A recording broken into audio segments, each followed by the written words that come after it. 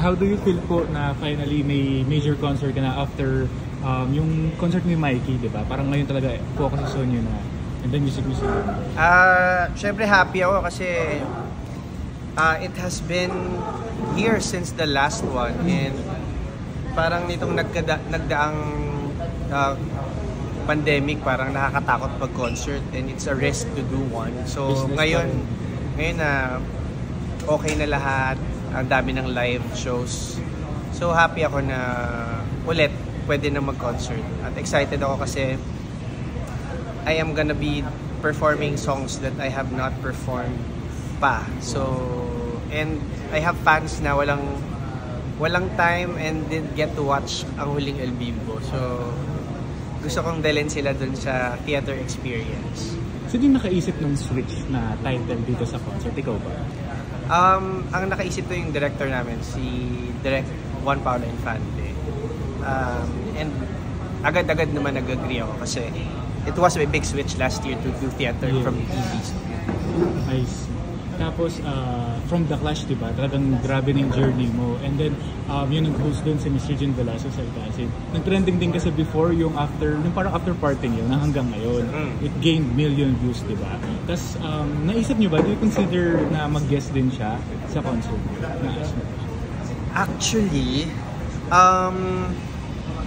meron siyang promise na parang invite lang siya whenever. Kasi diba dakilang pambansang guest talaga siya whenever parang upcoming uprising po. Mag-yes siya kung i-invite. Yes. Pero parang at this concert lang. Ang in-invite ko kasi ng mga guest ay puro may theater background. So wala lang siya sa tema. Yeah. Kasi si Rita nag-theater, si Kadel theater, Gian and Miss Mench are both from theater. So, I think siguro in the coming shows mas bigger. And mas bigger na frontier, stage. Yan, why not? Pero si ate naman, nag-promise talaga siya na pag in-invite siya, mag-yes talaga siya. Diba? At least, diba? Kasi talagang, ang ganda kasi nung hanggang ngayon nyo talagang, diba, ano lang yun? Parang nasa party lang kayo. Sit down lang, wala lang. Tapos, nakikita kong reaction mo talagang, kasi syempre, parang ultimate, parang goal mo and na makaduet siya kung singer ka na nag-aspiring ka. So at that time talaga parang grabe, parang yun nga lang time na nag-host siya na nakakasama ko sa stage. Sobrang starstruck ako pero makasama ko siya sa party na wala lang, nakaduet ko pa. So ngayon not soon, di ba? Talagang duet medley na yung mangyayari next concert. Ano naman mafe-feel mo na parang sa The Clash Season 1, ilan lang talaga kayo talagang parang umangat na unlike kina Golden, syempre nag-iba siya ng career ganyan. Tapos kayo, Garrett and you, talagang tuloy-tuloy pa rin yung career. Talagang hindi pinapayaan. Well, happy ako. Syempre, sino ba namang di makahappy? Kasi syempre, continuous. Yung ibang nagko-contest, short-lived lang din yung TV career. So ako happy ako. And it's my number one also goal na tumagal sa industry. Kasi happy ako na nagpa-perform. It's my happiest when I'm on stage na nagpa-perform. Pero also, I feel also the success kasi it's not luck na I'm here still. It's hard work.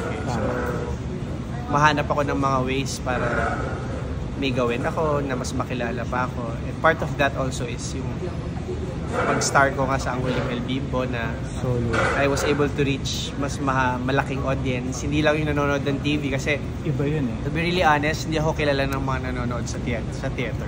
So finally, kilala na nila ako. So iba happy kasi ako. Yung outlet tsaka yung engagement talaga pag iba. Pag huling Bimbo did a great job talaga. Totoo. Tapos, ano yung na-feel mo naman na hanggang ngayon sa mga netizens kayo, parang kina-compare pa rin yung parang boses or yung style mo kay Romantic Balladeer, Christian Bautista?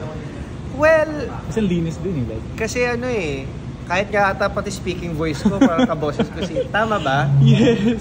Hindi ko kanina parang hindi ko naman siya ginagaya pero parang kasi, it's an honor syempre. Kuya Christian yan, growing up talagang siya yung pinanonood. Kasi influence mo rin ba siya?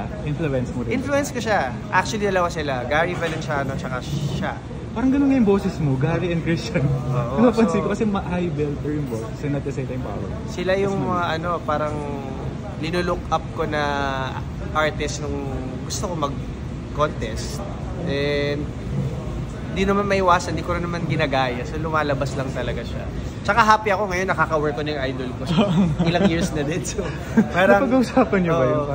Parang, hindi na. Ako, nahiya ako sabihin sa kanya. Pero there's this one episode sa The Clash, parang sabi ni Miss Ai, kapasis mo siya, tapos natawa lang siya.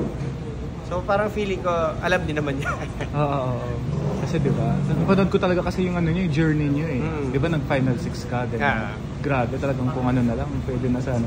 Sayang. Parang nirurot kasi kita, ang galing mo kasi, tapos parang yung Bohemian Rhapsody, yun yung parang pambato mo.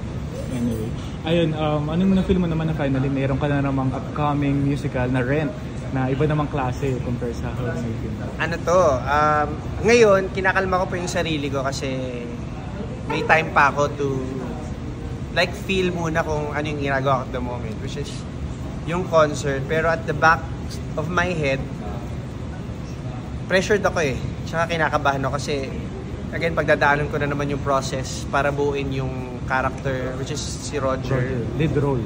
Na leading man, na medyo malayo siya sa young Hector na character ko, na boy next door na ano lang, very likable. Likable naman si Roger, kaya lang mas mature siya eh.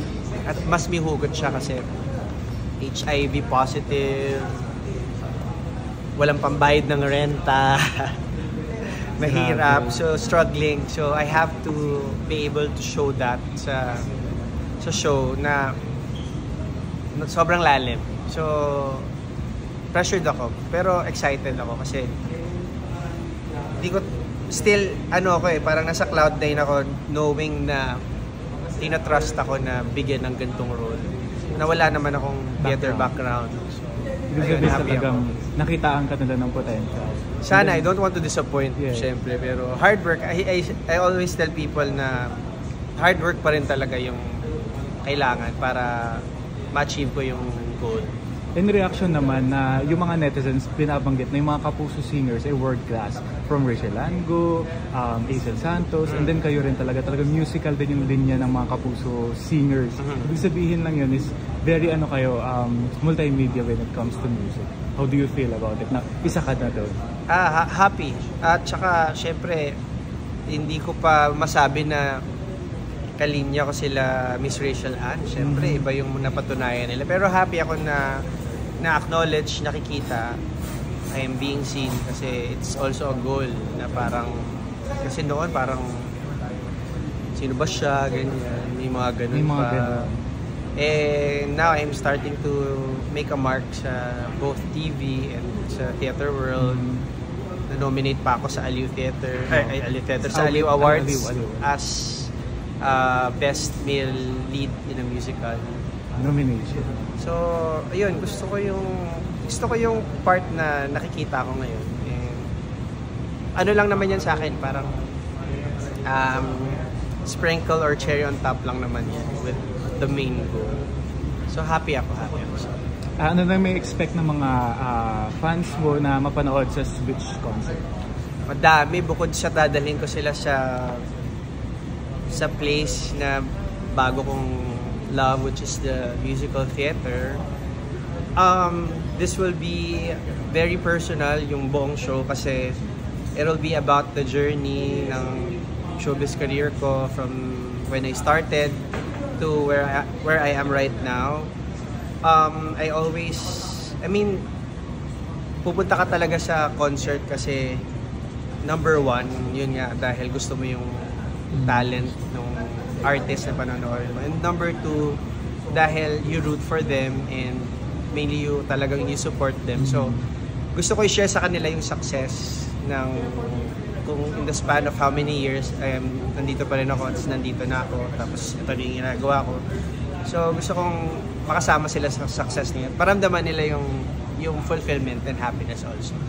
Any dream collaboration? Like for example, sa concert or sa song? Dream collaboration. So since nag-iba na yung takbo ng career ko ngayon, I'm doing theater, and I've seen Miss Rachel Ann go kill it, nail it sa Hamilton. Grabe. Grabe, siya yung nag-close ng show. As in, bida siya. So, Ano po nag-correct? So, sana one day makaduet ko siya. ay naku, di malayo yan. Sa isang Misegon medley or duet. Ang sarap Exclusive lang kasi siya eh. Kasi fan din ako ni Rachel. Kasi natanong ko siya kung mag-guest pa siya sa EOS. And yung exclusive ng contract nila is Bawal siya. Bawal. Kasi may anak na rin siya. Oo. Tsaka feeling ko also to protect yung health niya na ngayon nasa Dubai nagpa-perform siya. naman yung Hamilton. Oo, kasi pag nag-theater ka, kalaban mo talaga yung sakit eh. Pag nagkasipon ka, wala na. Yes, iba talaga. And I saw you nung GMA Gala. And then after that, nag-show ka pa yata sa kasi nakita kita, I saw you. Parang, ay, kung madali siya, ibig sabihin pupunta. Sobrang madali ko, I had 30 minutes kasi may 8 p.m. show. Grabe din talaga yung pag-aandain, yung ano mo na, yung work hard mo na. And then ngayon na nga, meron ka ng concert. Are you still with GMA Music? Right now, hindi ako signed. Yun nga, kasi wala pa akong time. Yes. I was with GMA Playlist, yung last ko na Okay, magkaiba. single. So ngayon, wala muna. Pero meron kaming makakausap na label.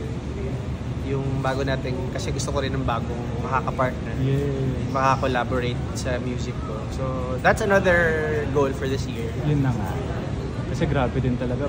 You have 3 or 4 songs na ba? Single? Dami na. There's Larawan Mo, Maghintay Ka Lamang, Pwedeng Tayo, Taman 4. Tama na, yun. 4. So, grabe. Yun yung sinulat ko, yung Tama na. Tama Na. Yun, di ba? Ang ganda rin kasi ng Spotify mo kasi parang nasa 100,000 din naman yung mga items. Yeah. And hopefully, di ba, mag-hit na talaga. Ito yung Tama Na. I have almost 700K. Yun yung napanood. Yung una talagang lilipad na kayong dalawa ni Garrett at sabay nag-release. Enjoy mo dati. Talagang witness talaga ako sa naging journey niyo. Kaya I'm proud na talagang you have your concert na with you. So invite na lang everyone. Ayun, thank you so much to all the viewers. This is Anthony Rosaldo. Inimbitahan ko po kayo manood ng aking first major solo concert this coming January 31 sa Music Museum. Ang title po nito ay Switch, Anthony Rosaldo Live in Concert. Ang makakasama ko dyan si Rita Daniela, Philel Ramos, Gian Magdangal, and Miss Menchu Lauchenko Yulo. For tickets, you can get yours premier.ticketworld.com.ph. Kita-kits po tayo next week na yan, January 31. Thank you.